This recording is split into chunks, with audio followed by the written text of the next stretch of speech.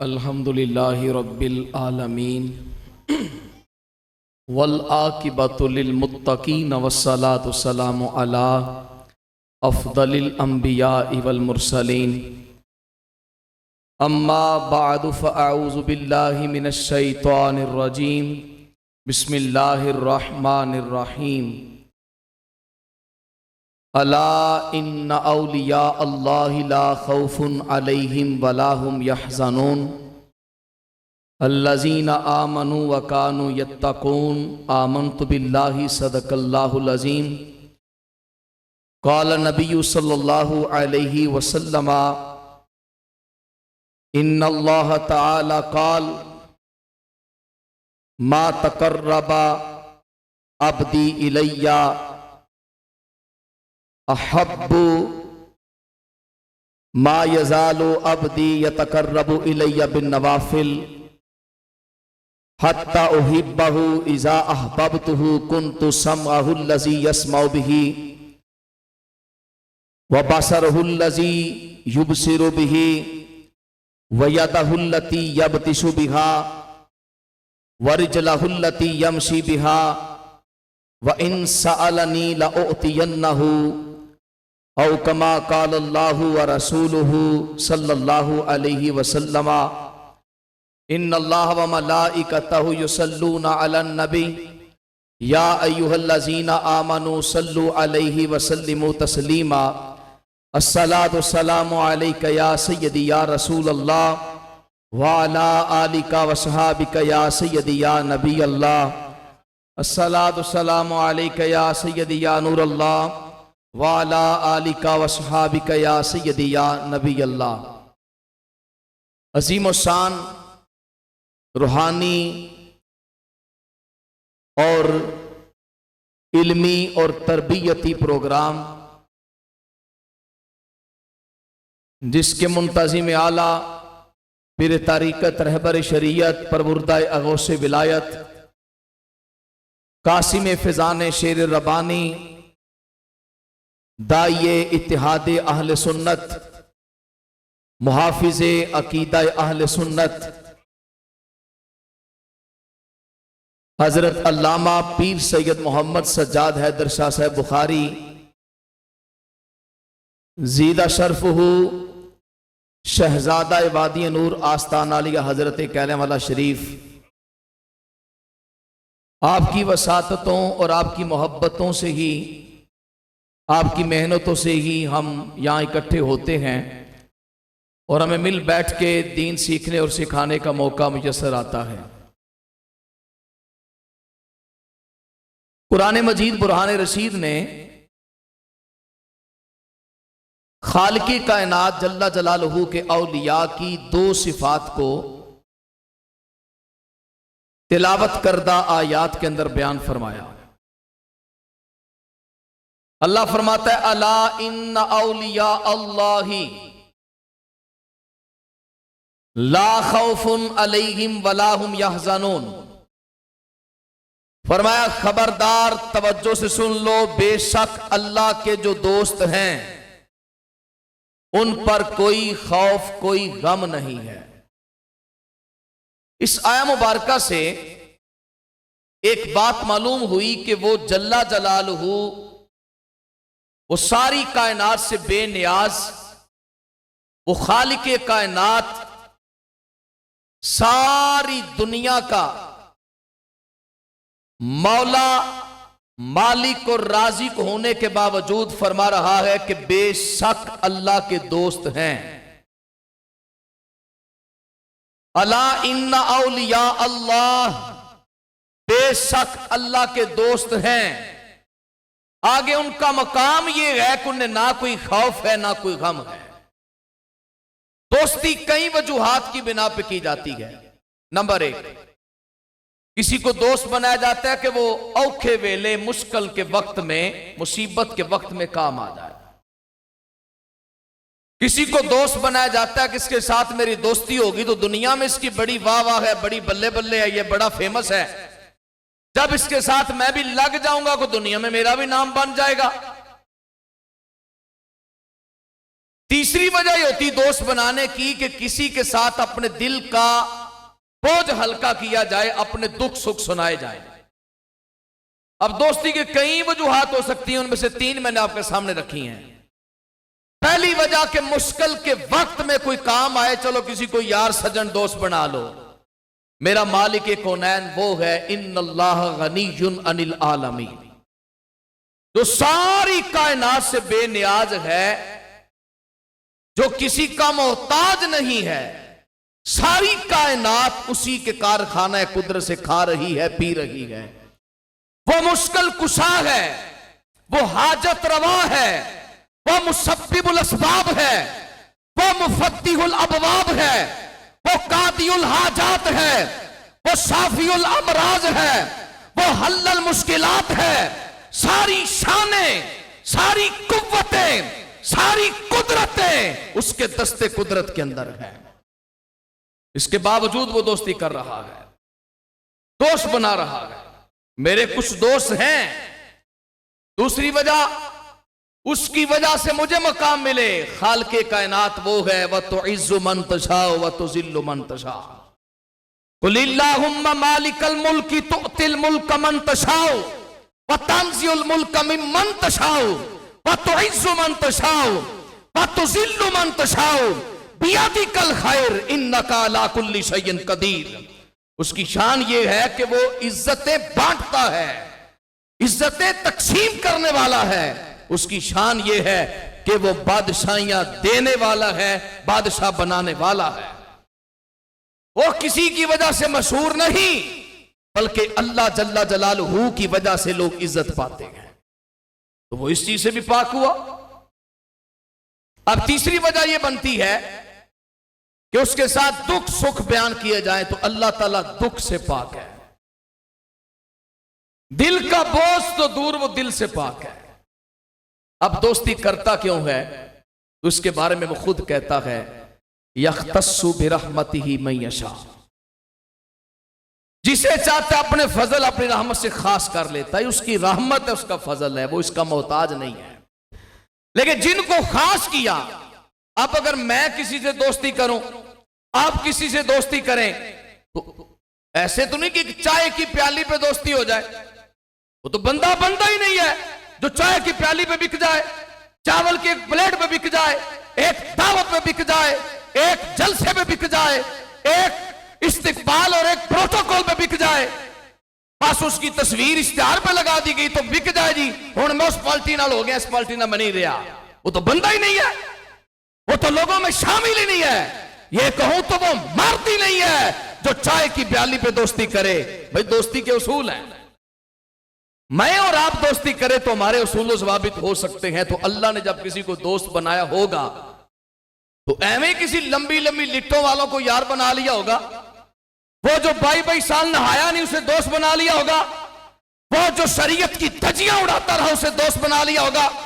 वो जो ढोल की ताप पर घुंघरू पहन के धमाले डालता रहा, उसे दोस्त बना लिया नहीं। रब्बे कायनात से पूछना पड़ेगा, मौला ये जो औलिया अल्लाह हैं, ये हैं कौन?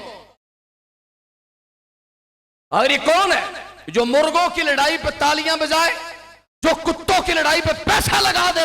क्या वो वली है जो लोगों को बुला बुला कर दीन सिखाए? वो वली है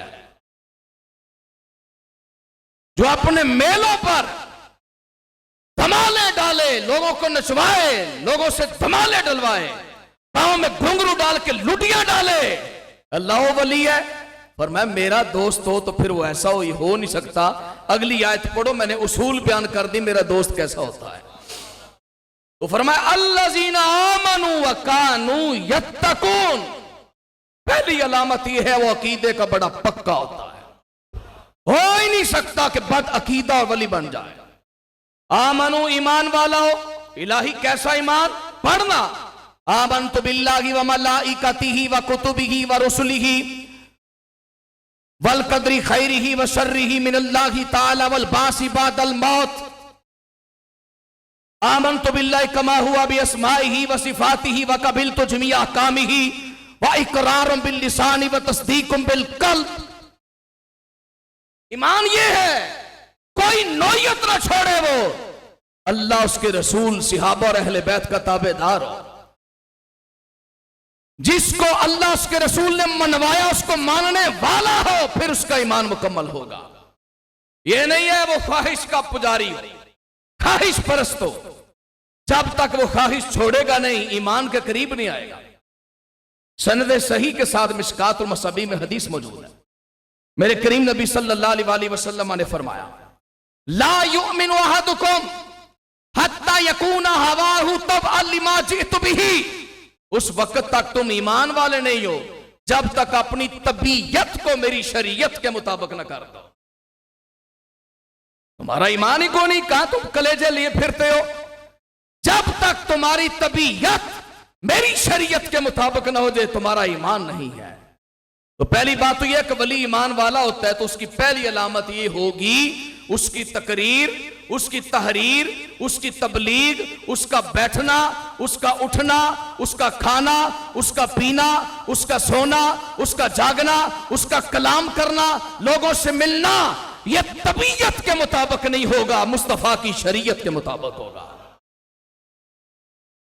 तो ईमान किस चीज का नाम है कि इंसान किसी भी पाक हस्ती का गुस्ताख ना हो। दूसरी चीज तकवा, अल्लाज़ीना आमनु व कानू यत्तकून, कि वो मुत्तकी होते हैं, परहेजगार होते हैं। अब तकवा किस चीज का नाम है? तकवा किसे कहा जाता है? भाई कबीरा गुनाह तो कबीरा गुनाह है, सगीरा गुनाह तो गुनाह है ही, लेकिन वो चीज जिसके गुनाह होने में शक हो उसे भी छोड़ देना तकवा होता है। मजीद आसान कर देता हूं, एक काम है जिसके अंदर दो सोचें आ रही हैं, करूं कि ना करूं, हलाल है कि हराम है, मगर उसकी कोई शरीयत से अभी तक दलाइल से उसकी हिल्लत और या हुर्मत साबित नहीं है, तो अब आदमी करे क्या? उसे छोड़ दे। ये तकवा है। जैसे नबी करीम सल्लल्लाहु अलैहि वसल्लम ने फरमाया, गुनाह जानते हो क्या है? जी या रसूलल्लाह, फरमाइए। फरमाया, मा हाका फी नफ्सिका, गुनाह वो है जो तेरे दिल में खटके। और एक मुकाम पे फरमाया, तकवा किस चीज का नाम है, नेकी किस चीज का नाम है? फरमाया, दा मा युरीबुका इला मा ला युरीबुक, जो काम तुझे शक में डालता है उसे छोड़ दे, वो काम कर ले जिसमें तुम्हें इत्मीनान और यकीन है। ये तकवा है। अब मुत्तकी जो बंदा होता है वो सर तपा शरीयत का ताबेदार होता है, शरीयत का पैकर होता है। तो हजरत शेख सैयदुना अब्दुल कादिर जीलानी वो हस्ती हैं जिनको अल्लाह ने तकवे के लिए चुना हुआ था। आपके वालिद गिरामी शेख अबू साले मूसा जंगी दोस्त रहमतुल्लाह ताला अलैह, आपके बारे में हिलियतुल औलिया के अंदर अलामा अबू नुईम अस्फहानी ने लिखा, बहजतुल असरार में अलामा शतनूफी ने लिखा, कलाइदुल जवाहिर में अलामा ताज़फी ने लिखा, एक सेब नहर में चलता हुआ आया, वो खा लिया, खा बैठे, दिल में ख्याल है, लुकता था, इसका मालिक तलाश करना चाहिए था, मैं खा बैठा। अब मालिक तलाश करने और उससे माफी मांगने के लिए जिधर से पानी आ रहा था सफर शुरू किया। एक मुकाम पर बाग देखा कि जिसके फल दरख्त नहर की तरफ झुके हुए हैं। अहले इलाका से पूछा, ये बाग किसका है? उन्होंने कहा, ये बाग अब्दुल्ला नामी बंदा है, लेकिन आम नहीं बंदा है। कौन? नाम है शेख अब्दुल्ला सौमाई रहमतुल्लाह ताला अलैह, वक्त का चोटी का वली है, अजीम वली कामिल है। बाग में दाखिल हुए, सामने तशरीफ फरमा थे, वली ने वली को देखा, निगाहों में निगाहें पड़ी। अब ये जो वली, जैसे उलमा बैठे हो ना तो वो पहचान जाते हैं, मेरे नाल बैठे है जड़ा वो आलिम कहलांदा पे, आलिम है कि नहीं पता लग जाता है रमज का। जैसे आलिम आलिम को पहचान लेता है ना, वली वली को पहचानता है।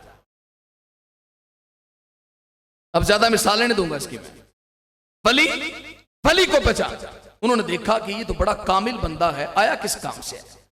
उन्होंने कहा, हजरत साहब मैं एक सेब खा बैठा हूं जो आपके बाग से आया था, मुझे माफ कर दिया जाए। पर मैं माफी ऐसे तो नहीं मिलती, उसके लिए मेहनत है, मुशक्कत है। फरमाया, क्या मेहनत? 10 साल मेरे बाग की खिदमत करो, दूसरी शर्त मैं बाद में बताऊंगा। 10 साल खिदमत करने के बाद एक सेब 10 साल खिदमत। फिर कह रहा हूं, एक सेब प्लाट नहीं, सेबां दी पेटी नहीं कि मंडी जो पता ही ना लगे सेबां दी पेटी गई किधर जनाब, दुकान तो पता ही ना लगे जनाब माल गया किहड़े पासे। नहीं नहीं नहीं, एक सेब की बात हो रही। वो खट्टा था, वो मीठा था, वो काना था, वो ठीक था, वो कैसा था, वो खूबसूरत था, नहीं था, ये अलग बात है। उससे उनकी भूख मिटी कि नहीं मिटी, ये अलग बात है। एक सेब और 10 साल खिदमत। आइए मैं एक आपको हदीस सुनाता हूं। सही बुखारी शरीफ के अंदर, सही मुस्लिम के अंदर रवायत है, जो बंदा हराम का लुकमा खाता है उसकी हालत क्या है। करीम नबी सल्लल्लाहु अलैहि वसल्लम ने फरमाया, काल रसूलुल्लाह सल्लल्लाहु अलैहि वसल्लम, इन्नल्लाह तय्यिबुन ला यक़बलु इल्ला तय्यिबा व अमरल मुमिनीना बिमा अमर बिहिल मुरसलीन या अय्युहर रुसुलु कुलू मिन तय्यिबाति व अमलु सालिहा या अय्युहल मुमिन या अय्युहल लज़ीना आमनु कुलू तय्यिबाति मा रज़क़नाकुम सुम्मा ज़करा रजुलन युतीलु सफरा अशअस व अगबरा सुम्मा यमुद्दु यदैहि लिस्समाई फ़क़ाला या रब्बी या रब्बी या रब्बी। काला रसूलुल्लाह सल्लल्लाहु अलैहि वसल्लम व कैफा युस्तजाबु लहु मतअमुहु हरामुन मशरबुहु हरामुन मलबसुहु हरामुन औ कमा काल अलैहि सलाम। करीम नबी सल्लल्लाहु अलैहि वसल्लम ने फरमाया, अल्लाह पाक है, पाक चीज को कबूल करता है। वो वली थे ना, एक सेब अंदर चला गया मेदे में, तो उन्होंने कहा ये पाक तो नहीं था क्योंकि ये मैंने उठा के खा लिया। अब जब तक मालिक से बख्शवाऊंगा नहीं, ये मेरे अंदर सही रहेगा नहीं, मेरी विलायत में फर्क आ जाएगा। नबी करीम सल्लल्लाहु अलैहि वसल्लम ने एक शख्स का जिक्र फरमाया, युतीलु सफरा, जो लंबा सफर करता है, अशअसब अगबरा, उसके बाल परागंदा हो जाते हैं, कपड़े गर्द-आलूद हो जाते हैं। नबी मुकर्रम सल्लल्लाहु अलैहि वसल्लम ने फरमाया, तवील सफर करने के बाद अल्लाह की राह में सफर कर रहा है। अब यूं समझे वो हरम शरीफ में पहुंच गया, काबतुल्लाह के सामने खड़ा हो गया, यमुद्दु यदैहि लिस्समाई, उसने हाथों को आसमान की तरफ उठा दिया, कहता या रब्बी या रब्बी या रब्बी, दुआएं मांग रहा है। मेरे करीम नबी सल्लल्लाहु अलैहि वसल्लम ने फरमाया, कैफा युस्तजाबु लहु, ओ भाई उसकी दुआएं कैसे कबूल हो, क्यों? मतअमुहु हरामुन, जो पेट में खाना है वो हराम का था, मशरबु हरामुन, जो पानी पिया वो हराम का था, मलबसु हरामुन, जो लिबास पहना वो हराम की कमाई का था। बताओ अल्लाह उसकी दुआ को कैसे कबूल करे। तो यहां एक सेब है और 10 साल खिदमत करने के बाद पूछा अब क्या हुक्म। और मैं दूसरी शर्त मेरी ये है कि एक मेरी बेटी है जिसके अंदर 4 ऐब है, उससे शादी करो।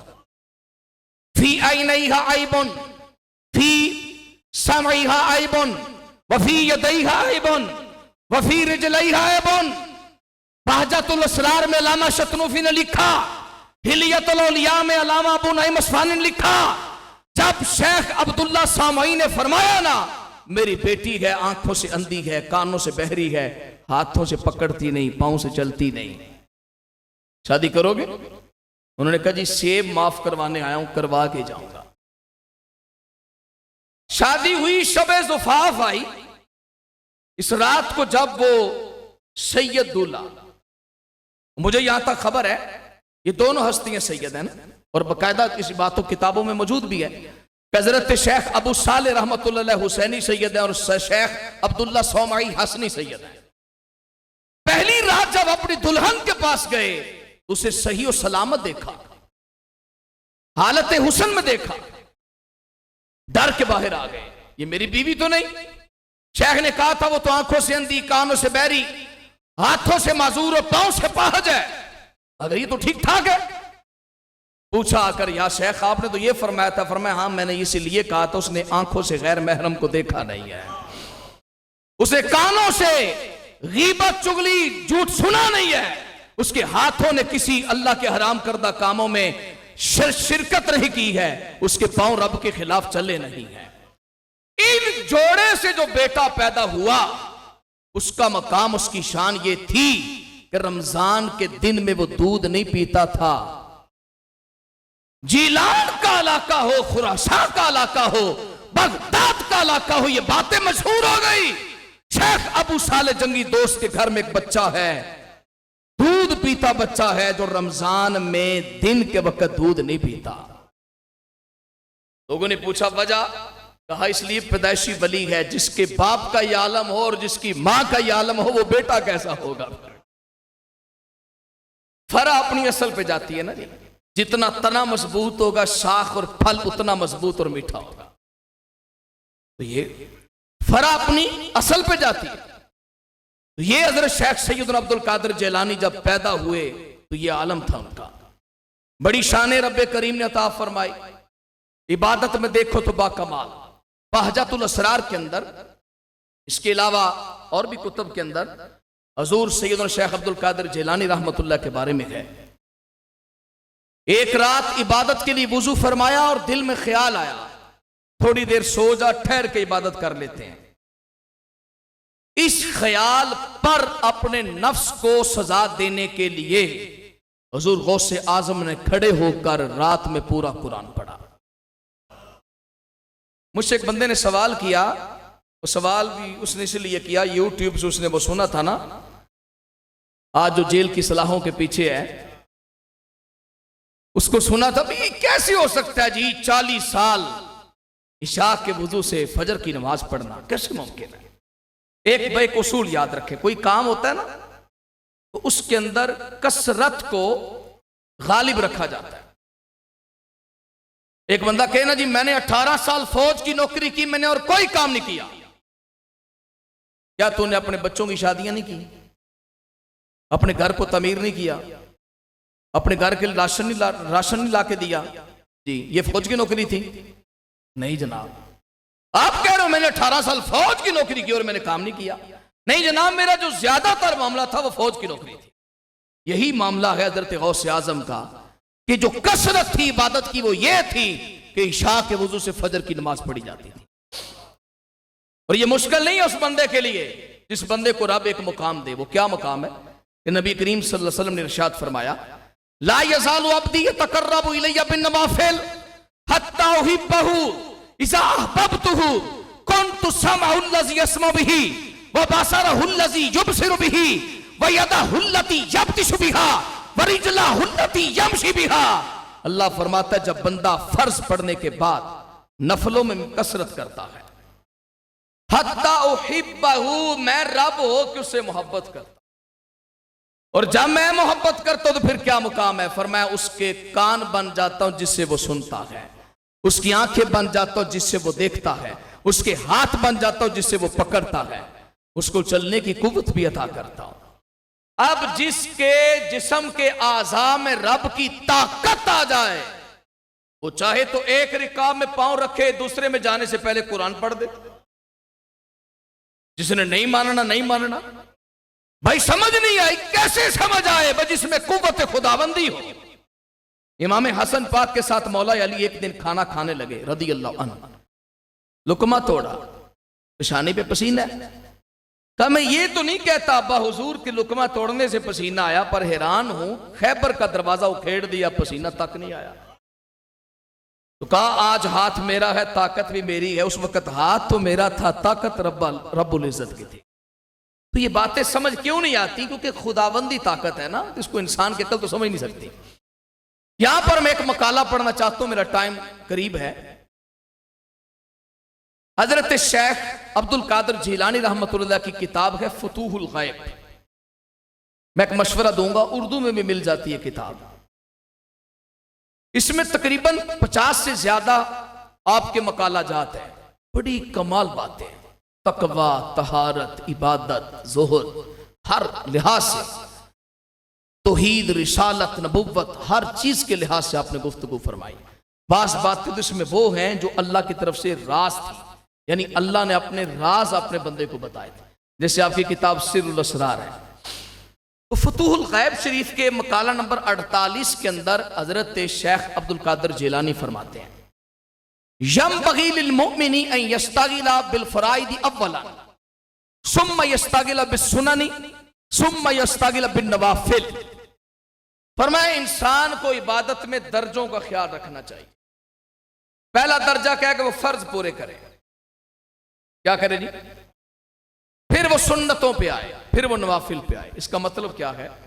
कि ये ना हो कि तुम नफल पढ़ते जाओ और फर्ज छोड़ते जाओ। ऐसा ना हो कि तुम सुन्नतों पे अमल करते जाओ और तुम फर्ज छोड़ते जाओ, ऐसा ना हो। बल्कि यस्तागिलु बिल फराइदी अव्वलन, पहले फराइज में मशगूल हो जाए पहले। तो अल्लाह भी ये फरमाता है कि वो चीज जब बंदा मेरा कुर्ब लेता है तो जो मुझे सबसे ज्यादा प्यारी है वो है फराइज, फिर वो नफल पड़ता है। फिर मैं उसके हाथ बनता हूं, उसके कान बनता हूं, उसकी आंखें बनता हूं, उसकी शान के जो लायक है। आगे की जुमला इरशाद, व इन सअलनी लउतियन्ना, अगर मेरा बंदा मुझसे मांग ले, फिर लउतियन्ना, ये नून तकीद सकीला है, इसका मतलब है मैं जरूर बिजरूर अता करता। अच्छा, मैं दुआ करूं, अल्लाह की मर्जी दे ना दे, लेकिन एक बंदा है जो दुआ करे तो वहां अल्लाह पाक उस बंदे की रजा को गालिब कर देता है मोहब्बत के अंदर, और उसे जरूर बिजरूर अता फरमा देता है। हज़रत शेख सैयद अब्दुल कादिर जिलानी इल्म व अमल के अंदर माहिर थे। मैं आखिरी बात करके इजाजत चाहता हूं कि आपकी बारगाह में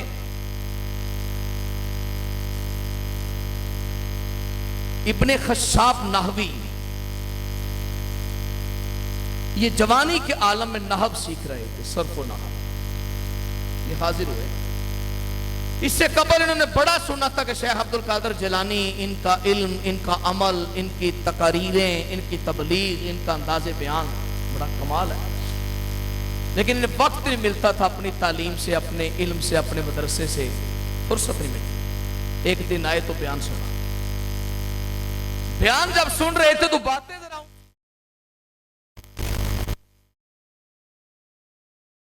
जो अल्लाह के कुर्ब में थी तो उनको समझना है। उन्होंने बैठे बैठे दिल में ख्याल किया, कहा आज का दिन मैंने जाया कर दिया, इतनी देर में नाहव पढ़ लेता जरा बेहतर हो जाता।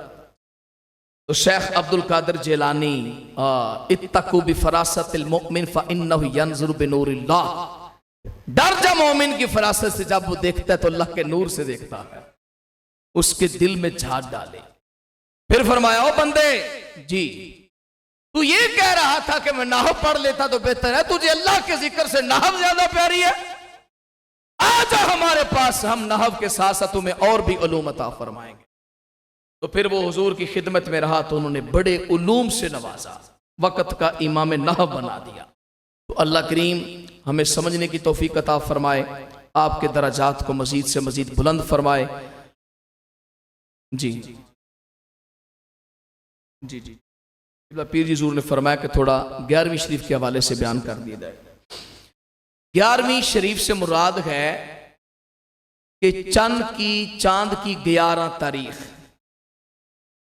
इस दिन में हुजूर गौसे आजम रहमतुल्लाह ताला अलैह अपने मुरीदीन को इकट्ठा करते और जिक्र रसूल पाक सल्लल्लाहु अलैहि वसल्लम, जिक्र इलाही और उन्हें कुरान और हदीस पर दर्स इरशाद फरमाते। और आपके मुरीद दूर दराज से आते और लंगर लेके आते मेहमानों के लिए भी, और आप खुद हज़रत शेख अब्दुल कादिर जिलानी अपने मेहमानों के लंगर का एहतमाम करते। उस वक्त उस इलाके में एक बात मशहूर हुई कि हम 11वीं पे जा रहे हैं, हम 11वीं पे जा रहे हैं, हम 11वीं पे जा रहे हैं। तो ये है 11वीं शरीफ के उस दिन में अल्लाह उसके रसूल का जिक्र किया जाए, कुरान और सुन्नत का दर्स दिया जाए, लोगों की सामने खाना पेश किया जाए। तो ये एक मुस्तहब अमल है, शरई हैसियत बयान कर रहा हूं इसकी, एक मुस्तहब अमल है, ना फर्ज है ना वाजिब, मुस्तहब। मुस्तहब वो अमल होता है जिसका करना बेहतर हो, जिसका करना बेहतर हो। और उलमा फुकहा सूफिया ने लिखा है कि 11वीं शरीफ की वो बरकत हैं कि अगर कोई बंदा सिद्के दिल से, दिल में तमन्ना लेकर हुजूर गौसे आजम रहमतुल्लाह के इसाले सवाब के लिए 11वीं शरीफ की महफिल का या लंगर का एहतमाम करे तो अल्लाह उसकी उस तमन्ना को पूरा फरमा देता है। तो ये सूफिया औलिया कामिलीन का, मोमिनीन का तरीका चलता रहा है हुजूर गौसे आजम के ज़माने पाक से। और ये जो 11 रबी सानी है, इस दिन हुजूर गौसे आजम रहमतुल्लाह की वफात मुकद्दस है, आपका उर्स पाक है, इसलिए इसको बड़ी 11वीं शरीफ कहा जाता है। वमा अलैना इल्लल बलाग।